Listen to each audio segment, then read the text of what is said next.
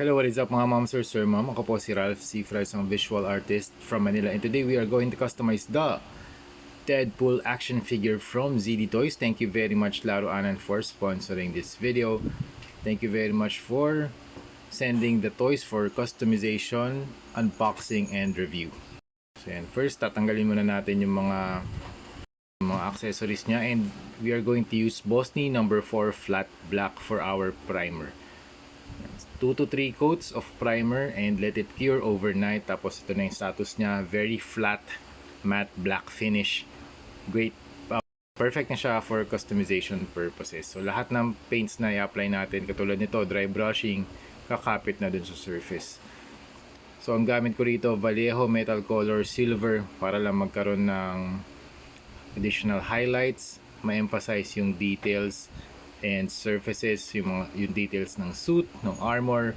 And I'm also using a larger brush para sakop lahat ng real estate ng action figure. So ang mahalaga dito, macro muna tayo, bigger brush, then we proceed with medium brushes, medium sized brushes, and then for the last, yung detailing, yun yung mga smaller brushes. And then next, we are going to use Hero Paints Ultra White para i-drawing yung skull. So we are doing the Deadpool X Punisher custom repaint. So larger brush pa rin yung gamit ko. Yan, dry brushing technique pa rin. So ang ginagamit ko lang, mas konting paint dun sa brush, konti lang iniload ko para hindi masyadong mag-seep in dun sa mga recessed areas or dun sa mga areas na malalalim.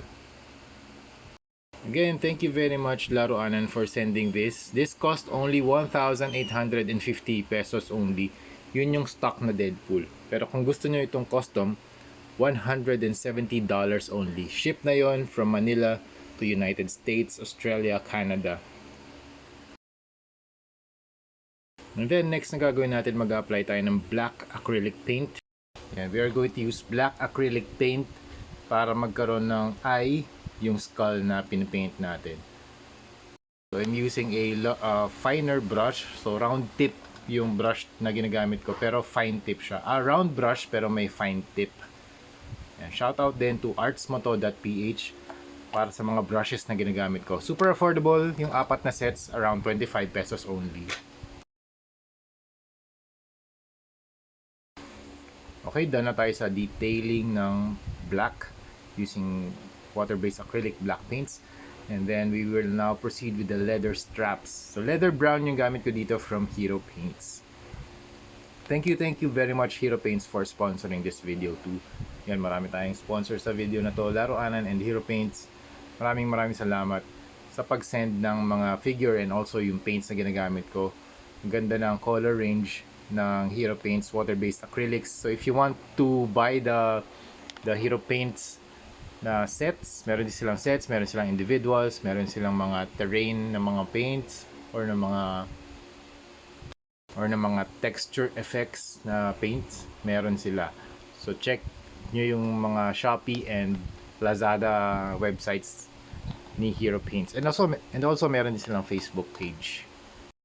Tapos ang next na step na gagawin natin, mag-apply tayo ng Vallejo Metal Color Gold para sa mga detailing. Ito ginagawa ko sa ilalim ng foot, sa sole niya, sa sapatos or sa boots. Naglagay din tayo ng ilang mga details sa ilang mga gold paints sa kanyang belt buckle and dun sa mga buttons ng straps niya, ng pouches.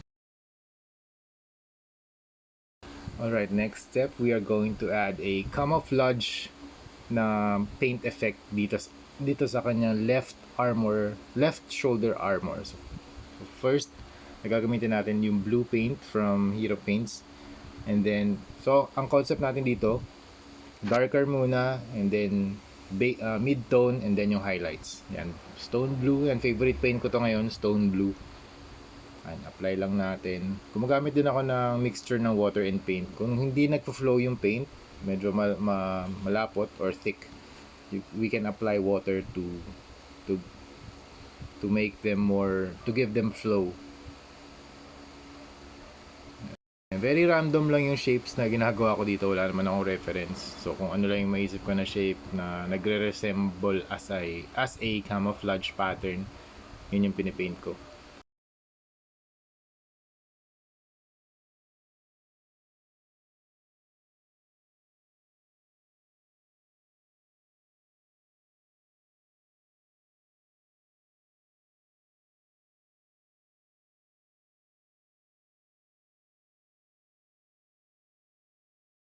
And then yung last color, yan, ito mas ano na to, mas lightest. Ito na yung lightest na paint na ginamit natin for the camouflage effect. I think this is more of a cream color or sage. This is the sage color, sage paint from Hero Paints. Super nice din niya. Mga favorite ko na paints yan. This is part of the water camouflage set nila.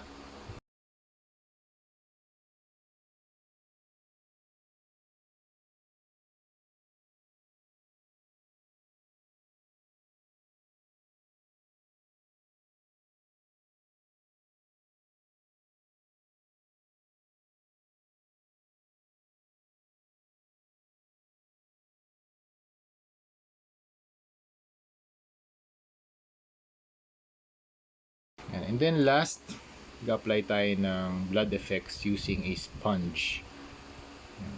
Gumagamit ako ng sponge para mas maliliit yung mga speckles or dust or yung mga blood effects dun sa armor. Kasi pag brush medyo malalaki pa yung blotches of paint.